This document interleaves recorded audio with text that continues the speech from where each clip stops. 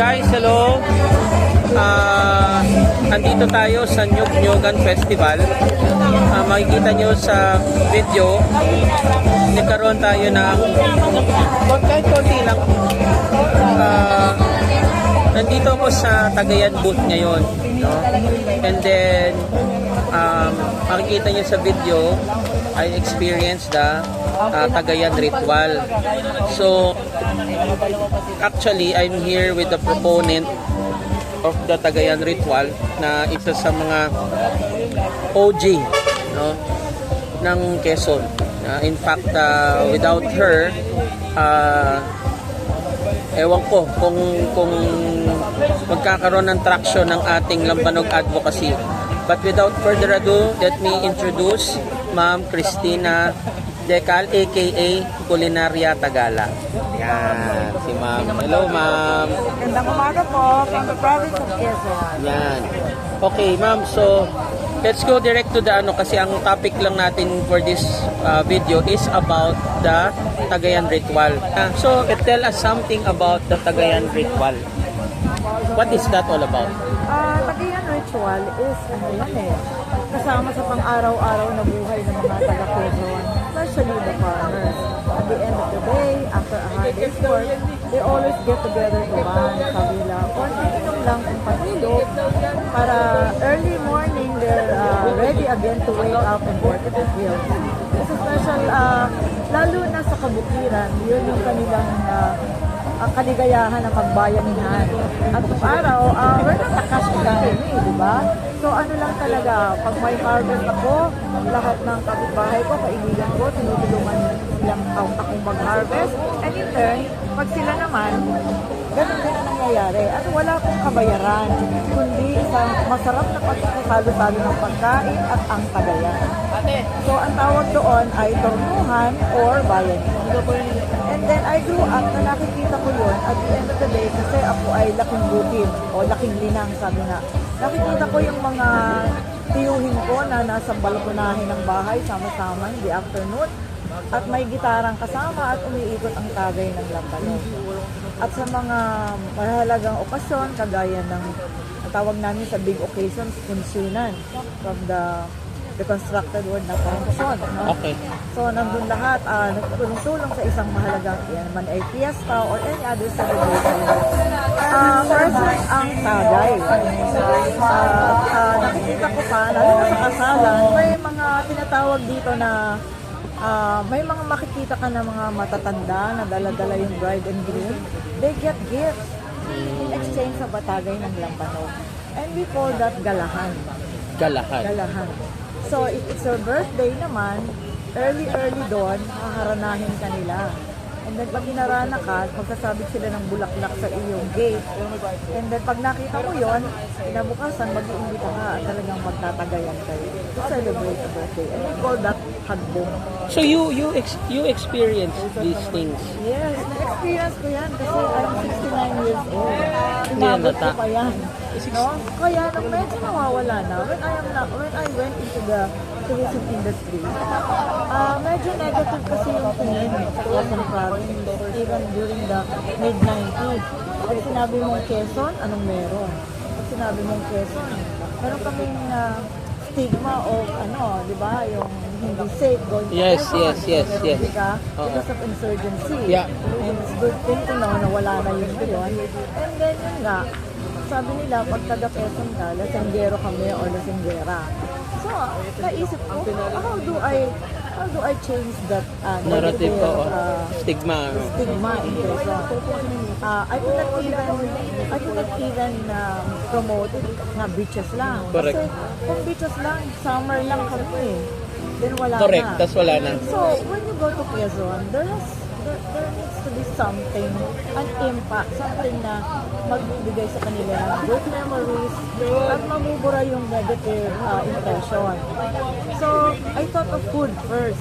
Kasi when you talk of food, iba when you invited food. And that's parte ng kultura ng Pilipino yan. Correct. So, I did a package tour promoting cuisine. Pero sabi ko, it has to be more than cuisine.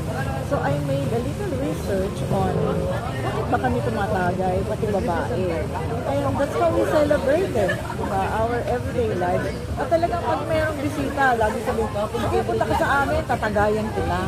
Bakit ba ganun ang invitation namin? So, I was very lucky. I met Mayor Don Silang of Tayabas during that time. And he's from the family of the Malyaris. Okay. Kasi Alandi, ang original distiller sa Lambanog in Quezon Province. And he belongs to that clan. Okay. Together with Mr. Lito Malyari and his family. So, tinuro na sa akin yung magandang tradisyon na yan. And I am so grateful to him. Kasi kung hindi niya iminulat yung mata ko, pinakita niya sa akin ang ibig sabihin ng totoong Cagayan, hindi ko siguro i-embrace yung tradisyon. But nung makita ko, sabi ko, kailangang maipakita ko in all my tours. And I was lucky in 2005, the Department of Tourism launched this first ever food tour in the Philippines, which is Culinaria Quezon. And I did that for their guests. So sabi nila noon, it's a must in all Quezon tours. Kasi karamihan hindi. Kasi I know tourism is not just about beautiful memories, but it's also about understanding us. The culture, So for understanding our culture, bakit ba kami ganito? And through all those years, kahit ang provincial tourism, nakita niya na ang kagandahan at hinabol namin, together with them, hinabol namin, we went with the old people who still practice the tradition in Sariaya, in Tayabas. And si Sir Candy from Pagbilao, ganun din, alam mo yung himig at awit. So we all work together. This is really a joint effort. I would not say na ako lamang yan. Kasi kung hindi rin nila ako sinuportahan ng mga tao nito, I won't learn about this.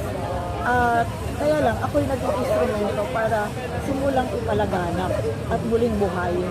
I mean, para I was resurrecting a dying culture na ngayon ay nagsisimula na ma-embrace na lahat. So, kailangan muna kami mga Quezonians ang unang mag-embrace it. And through these festivals, through tours that we made, sa mga travel exhibits, we're bringing this beautiful tradition. And nare-recognize na ang kagandahan ng Tagay. So, when you go to Quezon, hindi lang tayo kakain na, tatagay pa. So, I hope you had that good experience. Yeah, of course. Actually, na-curious ako. So, nung in your younger years, not so long ago, tumatagay din talaga kayo noon? I am not into Tagay kasi to tell you frankly, nang maliit pa ako, nakikita ko yan, negatibo rin ang tingin ko. Parang pag nakita ko yung mga babae na sumasayaw, Correct. there are even times na sa ibabaw pa ng bangko, parang ang tingin ko maarte or sa Yes. salita namin Tagalog, ay ang kiri naman ng Kiri, babae. oo. Diba? Kasi nga, ang Pinoy din by nature conservative because of how we were, namulat tayo sa religion Yes, di ba? yung Spanish Okay. colonization, medyo Okay. iba niya yung tingin sa tradisyon natin.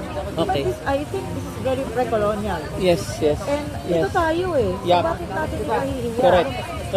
Ito tayo, hindi, not to be a flirt, but that's Yeah. the way how we do things. Liberal lang. Kultura. Open. Yes, And there correct. are even lyrics on the song na babanggitin ko ngayon, although I don't do this so much when I do mamalakihan, even sa Tagayan, sabi nila, magtagal na sa baso, magtagal na sa baso, magtagal na sa suso, wag lang sa baso. Tama. At naiinit na sa inuman. And that's fine. That's fine. Kaya lang, pinakikiramdaman ko pa rin yung young generation. Of course. No, but that's a bar joke Okay lang. Oo, di ba? And then, when you go to Real and Infanta, yung pag-iikot ko, nakita ko rin, very green din the way they sing it in Real and Infanta. Talagang, they'll be singing pop songs, but they'll be changing the lyrics into something green.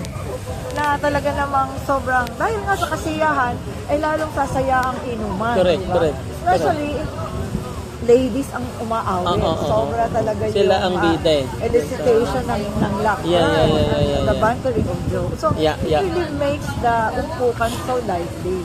So, yun tayong Pilipino Yun ang kasiyahan natin. At lalo na, diba, we excel in music. Yes. We are known all over the world as Yeah. really good singers.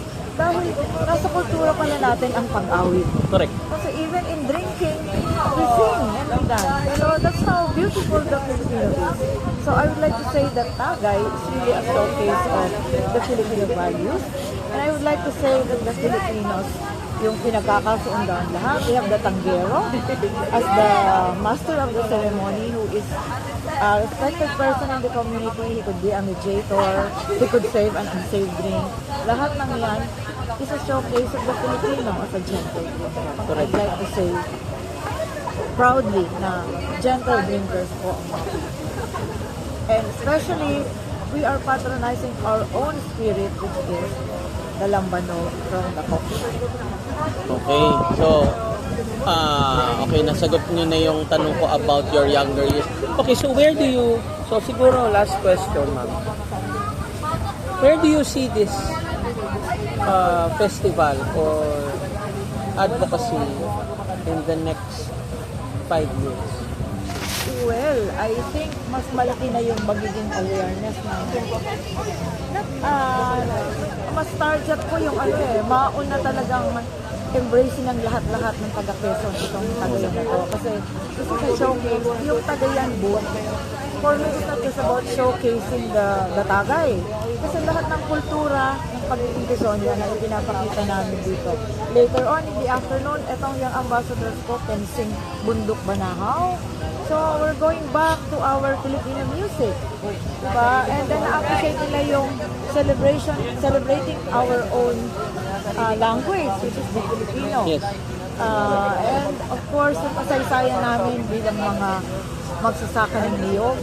And Quezon is an agricultural province. Yes. So even way back, we celebrate farmers. That's why we have our festivals of Pagiyas, Mayuhan, Agawan, Aranya, at Baluarte. It's all about bountiful harvest. So it originated as a very pagan celebration, but na-influence na rin ng religion, diba? Kasi we celebrate it in honor of San Isidro Labrador. Before the Spaniards came, hindi naman natin kilala sa San Isidro. Pero we already celebrate our own harvest festival. So, kumbaga, medyo sabihin natin na elevate para to make it more festive. Pero still the spirit of the colonial, pre-colonial practice is there. Doon nag-ugat.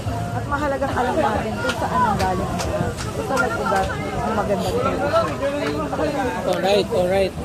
Ayun. So guys, if you have time, hanggang August 19, itong Nyugnyugan Festival. So, punta na kayo. Napakalapit lang. 3 hours from Marikina. 3.5. Ako, bumiyaya ko from Marikina. And then, madaming makikita rito. Yun nga lang, agahan nyo kung bukas kayo pupunta. Yung parking medyo challenging dito. Pero may ample parking sa paligid. Kailangan lang hanapin ninyo. Ako nakapark ako eh. Okay? So, that's it for now. Watch out for the next day. Mas na bukas eh. May Lambanog Summit tayo. Okay? So, thank you guys.